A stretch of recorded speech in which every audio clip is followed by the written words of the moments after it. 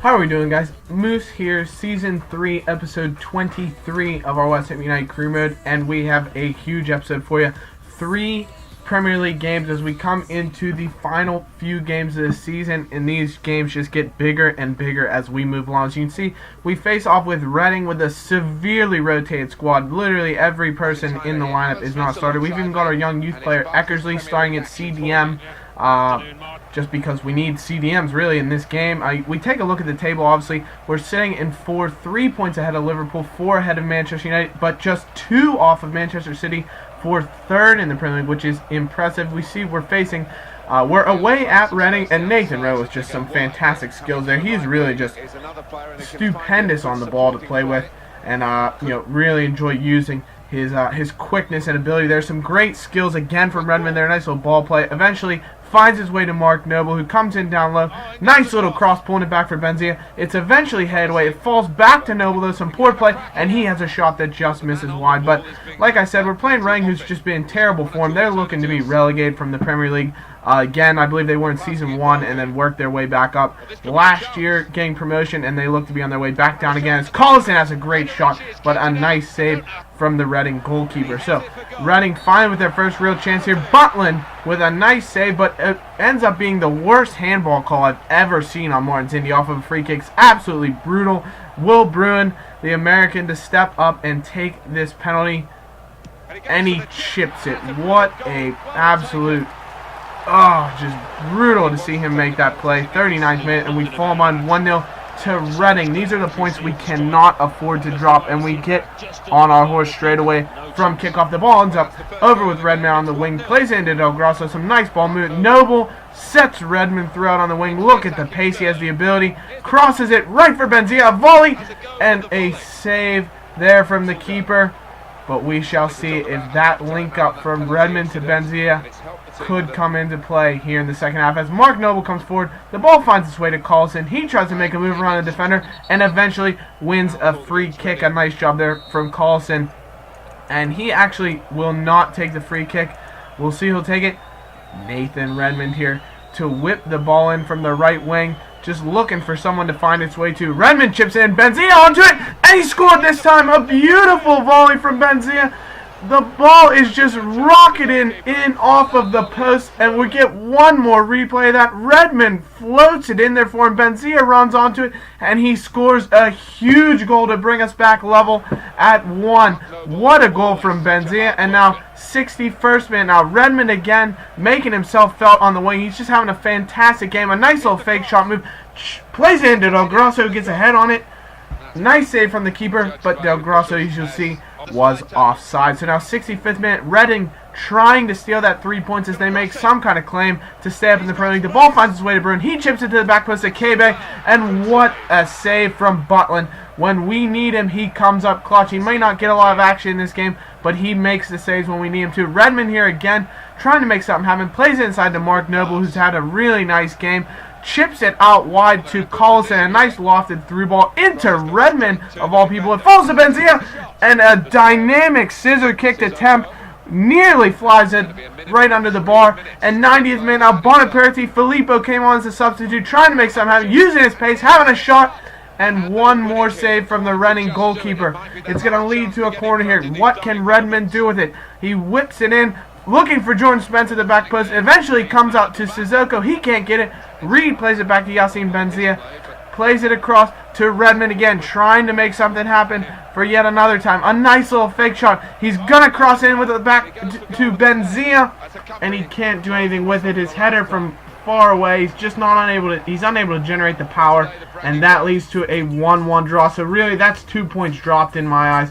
A tough break there. Redmond with the man of the match performance. He was absolutely fantastic. Can't say enough about how well he's played lately for us. And we take a quick look at the calendar. As you can see, we have QPR, Liverpool, Manchester United, and Spurs before we face Manchester United in the Euro final and Arsenal to finish out the season. So certainly a tough run of games to finish things out here. And you see, Tompkins actually asked for more money, which is kind of annoying because he's injured at this moment and he's not even playing to earn that money. But, you know, he's our best center back. He's been here since day one. He's our captain.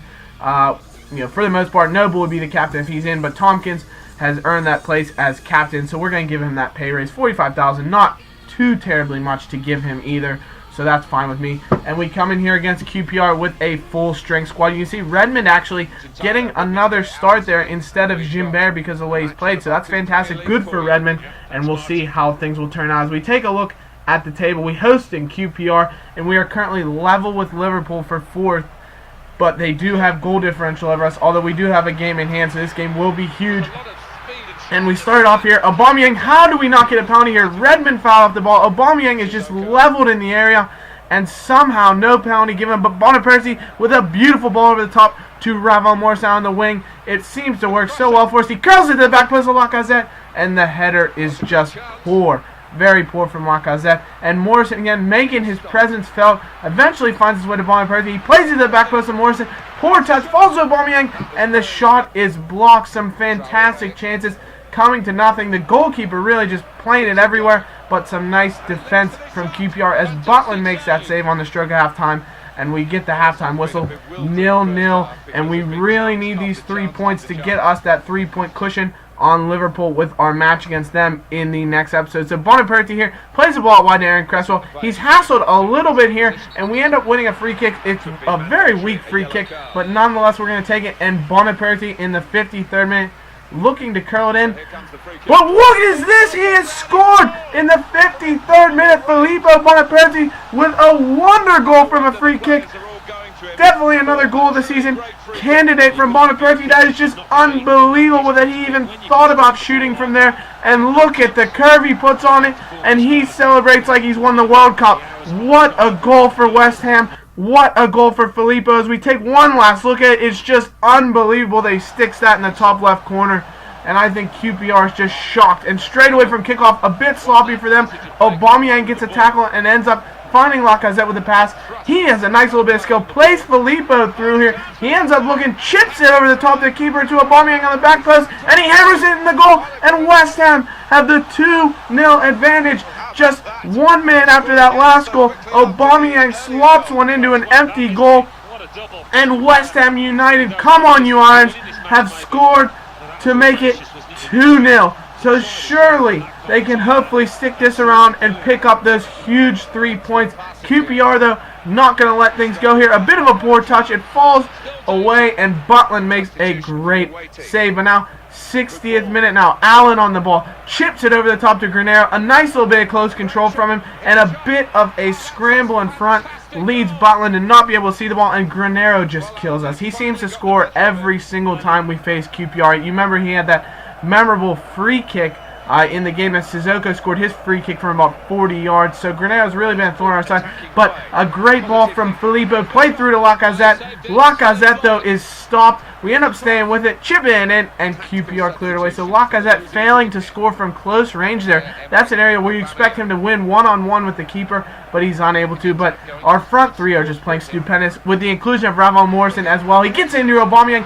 What a volley there. I can't believe he got it on goal, but a great save from the keeper. And so you'll note how well Morrison's really linked up with the front three. Redmond doesn't seem to have done too much, and he's actually come off for Gimbert, who straight away gets an opportunity, and a great save from the keeper. It falls to Bruno Marzini, trying to create something. QPR can't clear it away, and Musa Sissoko takes it, plays it into Diame. He's looking to have a shot from well away. It falls to Gimbert again. Could have been a foul there, I would think. Plays it back to Aubameyang. Should have a shot, and the QPR keeper with the save, but the referee blows the full-time whistle, and 2-1 to West Ham United. 3 huge points. Boniperti with a man-of-the-match performance. The goal that was absolutely beautiful, and then the chip ball to Aubameyang leading to the second goal. So we reject an offer from Greece here. Side note, we're not going to go for that. We want a big offer, and we also get our scout to come back, and he's actually brought back some nice guys from Spain. This Moreno goalkeeper looks fantastic.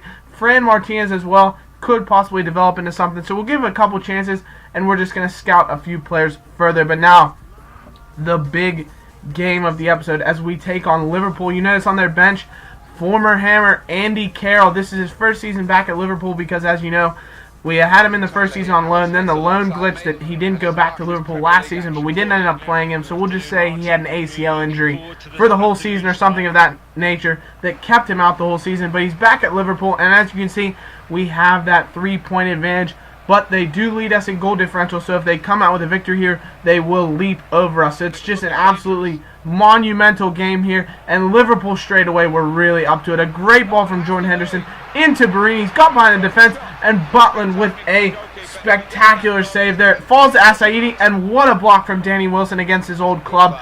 Coming up huge as Ravel Morrison trying to create something. He had a great game in the last against QPR, and now trying to create something here. We actually have Benzia starting because Lacazette was really tired, and I thought, bring him on as a second half substitute could create something for us, but we're unable to muster anything here. But we end up with a corner. Mark Noble playing at cam as well. Filippo getting a bit of a rest, and he'll come on as a substitute as well. Suzuka with a header, but easy work for Pepe Reina.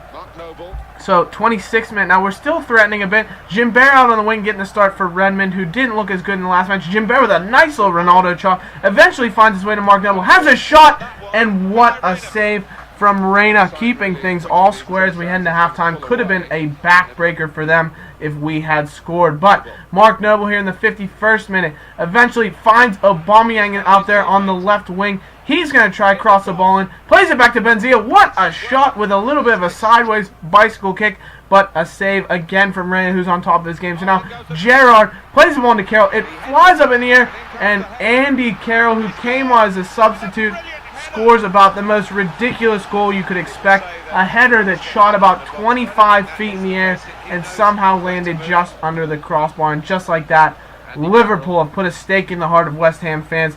Henderson now in the 58th minute plays it to Luis Suarez. A great little turn. Takes a shot, and Butland with a nice save. But Liverpool, from then on out, were all over us. S3E23 with the ball now.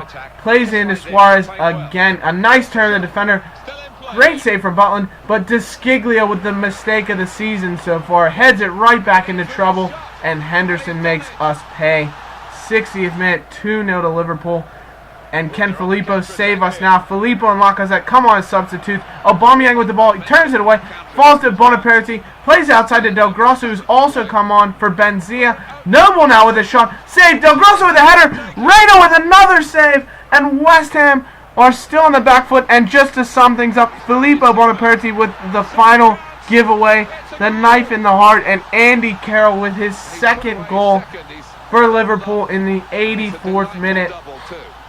Will surely clinch things for them, and that's it. Full-time whistle from the referee, and a 3-0 just embarrassing defeat at Anfield that lets Liverpool jump into that final Champions League spot for now. But hopefully, they deserved it. 10 shots on target to our 4. They just dominated play.